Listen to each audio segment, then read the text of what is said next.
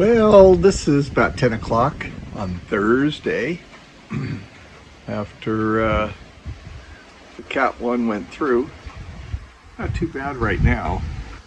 Probably supposed to have some winds like 35 to 55 miles an hour still.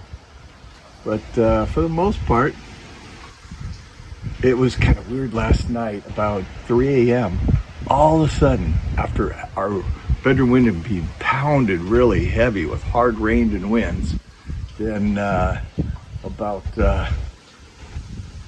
3 a.m. all of a sudden it got eerily quiet. I'm going, what's going on? I get up, I look at the radar thing, and the eye was over us, and it was very eerily calm for a couple of hours or so as that thing passed over, and then it shifted from blowing against the back of the house to the front of the house. And so there you go, and there you be.